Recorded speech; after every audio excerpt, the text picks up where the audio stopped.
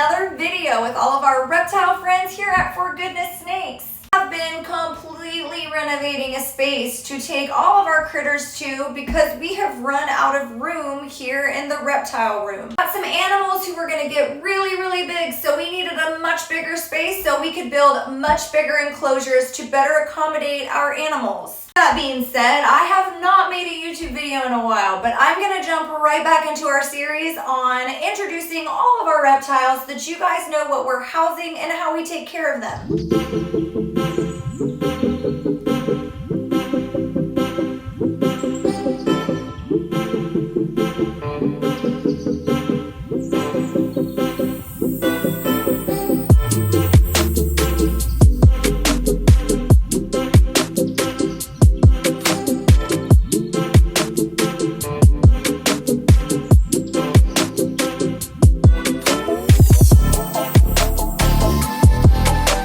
Today's video is going to be all about our ball pythons, what they're like, how we take care of them, where we got them, and whether or not I think they're a good pet for a first-time snake owner. We get a ton of questions on our ball pythons and whether or not we think that they make first-time pets for people who are just getting into snake owning or reptile keeping.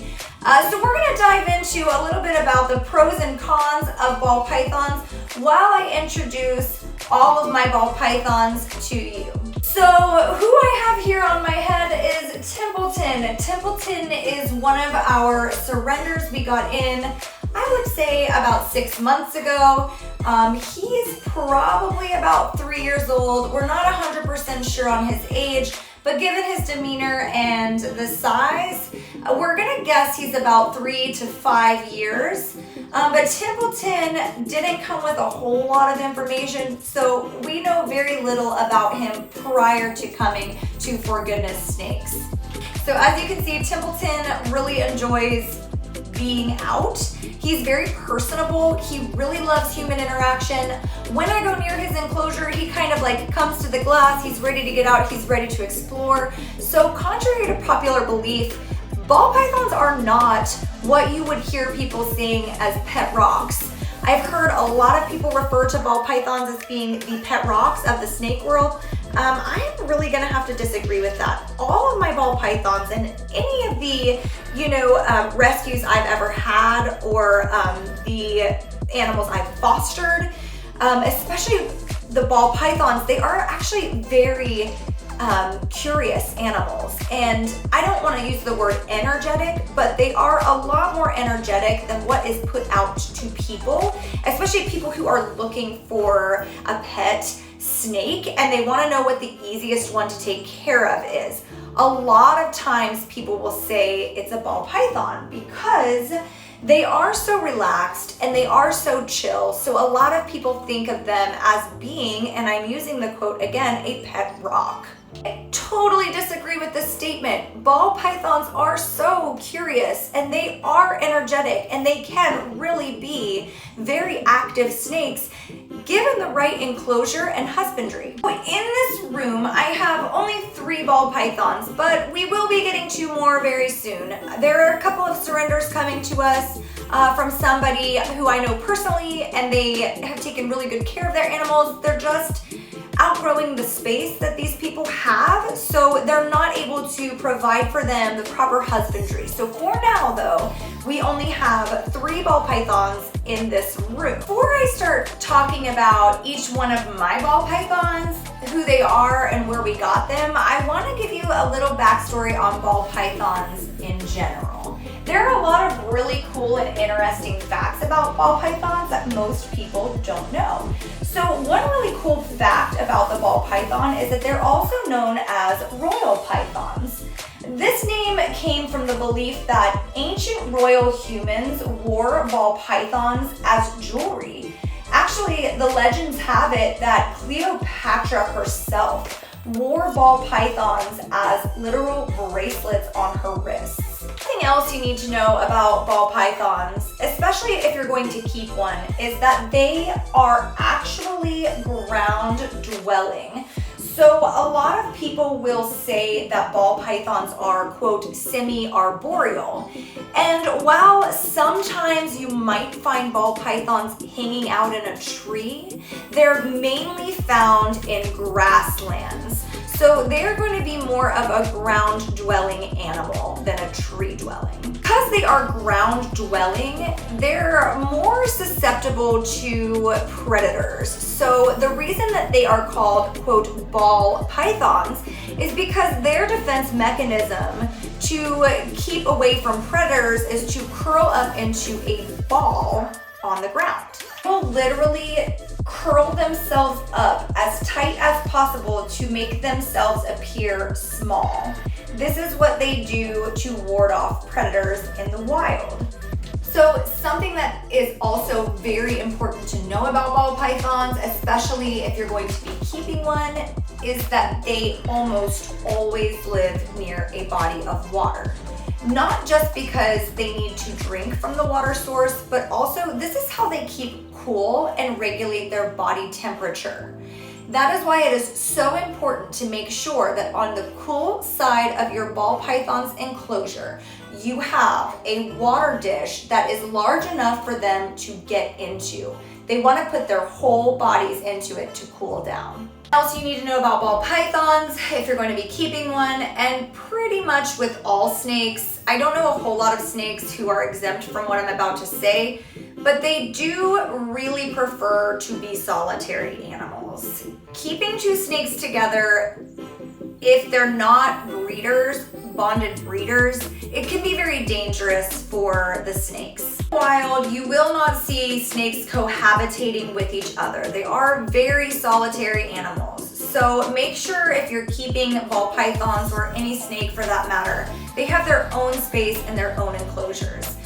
They need hides on both the warm side and the cool side of their enclosure with a reliable and large water source. Because these animals are used to very high humidity, getting something like a humidifier or a mister can really help them to shed properly and protect them from things like stuck shed or stuck ocular scales, which can in turn cause the snake to have permanent eye damage. Pythons are sexually dimorphic, which means that one sex gets larger than the other. So with males, you're gonna see them be a lot smaller than the females. The females are going to get quite a bit bigger, reaching lengths of 3 to 5 feet, whereas males typically stay around 2 to 3 feet. And he is definitely okay. Oh, here we go. This is what they do when they're on my head. Okay, oh, okay. So I guess I'm not wearing a hat anymore, so. Often get this question, does it hurt when your ball python bites you? For some reason, people are so interested in the bite of these animals. And the answer is yes and no.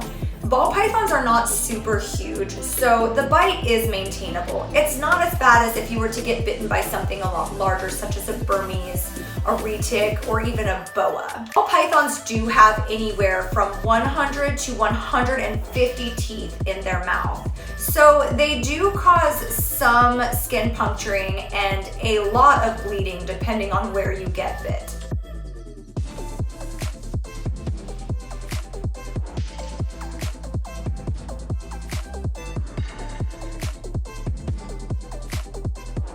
So much like a lot of other snakes, ball pythons shed their skin every 5 to 7 weeks. So typically about a week before, maybe 2 weeks before they're shedding their skin off, you're going to see something where the eyes look gray and the skin starts to look dull. This is called a snake being in blue. Blue coloring that you see on the snake and in their eyes is basically an oil which is secreted from the snake's skin. And what that does is it separates the skin they are about to shed off from the new skin that has grown onto their bodies. That oil allows the skin to completely separate from the body of the snake so that it can shed off easy. So another cool thing about ball pythons is that they have heat vision. They hunt at night, so ball pythons really don't have the best eyesight. So they do have heat sensing pits on either side of their mouth, and that is so that they can track and grab their prey. So after they track and grab their meal, when they constrict around it, they literally can sense their prey's heartbeat. They know just how much pressure to apply to make sure the animal is completely deceased before swallowing. Ball pythons are not super huge eaters, so they're only going to eat once every couple of weeks, and it should take them 24 to 48 hours, sometimes up to 3 days, to fully digest their meals. So it's very important that you're not handling your ball python directly after it eats. Make sure it has a few days to finish digestion so that they're not regurgitating their meal and causing the animal a lot of stress. If your ball python is not eating, don't stress. Ball pythons can go literally months without eating. They do this by lowering their metabolism of their body to essentially run on empty. And this is called a dry season. It's basically where in the wild food is scarce, so ball pythons are evolved to literally go months without a meal. Okay guys, so this is Stricter. This is my 19-year-old senior ball python, which he can and will live a much longer life than just 19 years. But because of previous husbandry and keeping, you can see he's got some serious vision loss and impairment just from improper shedding. That is why it is so important to make sure your ball pythons have enough moisture in their enclosures. In breeding, people have genetically altered these patterns and colors to be much different than what they are out of the wild. So that is what we call a quote morph. Ball pythons literally have some of the most insane morphs you will ever see on snakes. I think they are one of the most morphed and genetically altered snakes that you can find on the market. I personally only have one morphed ball python. Because I am a rescuer and a rehabber, I'm not super into the morphs, but you can find some morphs that are up to like $20,000. Some of these snakes can be very, very expensive. And that is just basically because people have learned to shift their alleles and create some really cool patterns and colors that are so far from their normal. They just keep getting cooler and more distinct and more original as breeders kind of tamper around with their alleles and their genetics. And so that is where you're going to get into the higher dollars purchasing some of these animals. Personally, I don't really care about the morphs. I just love the animals, so I'm not super into that stuff, although I have much respect for people who spend $20,000 plus on a snake for its morph. Okay, you guys, so this is Lester. This is my lesser morphed ball python. You can see the difference in colors between Stricter here and Lester. So Stricter is the regular and Lester is the lesser morph, which means he's just been genetically altered a little bit to have that really nice coloring on him. Now, I'm not an expert in morphs by any means, just because I don't really care that much about them. But it is kind of interesting to see how they have combined different alleles and created some really cool colors and patterns on these guys. So Lester is 8. I've had him literally since he was a hatchling. So he's been with me for a long, long time. He is camera shy, so I'm gonna keep him away from the camera with his head because he does not like the ring light at all, and he gets a little feisty when I get too close. Hey guys, so that is all I have for you today about ball pythons. Top few things just to keep in mind if you are going to purchase one of these animals as a pet. Make sure that you are keeping proper enclosure size, humidity, and temperature. You need a cool and a warm side. You need a hide both on the cool side and on the warm side, and an adequate water dish for them to access just in case they need to get in it to cool down. This is how they regulate their body temperature, so just make sure that you are providing them with all of these things. Also, contrary to popular belief, ball pythons are very curious and active snakes. So make sure that you're providing them with things in their enclosure that they get to explore and you can move around and kind of curb their boredom. They do really like to climb on stuff and kind of look around and see what's going on. They don't want to stay in their hide all the time with nothing to do. So provide your animal with not only a healthy life, but a happy one. This is so important in keeping animals in general, but especially ball pythons, since they just get the reputation of being a pet rock. I think this stems from improper husbandry, not enough for them to do and explore so that they can be active. As always, thank you for watching our videos. Make sure you like and subscribe and share our videos with people who you think might be interested in learning a little bit more about reptiles.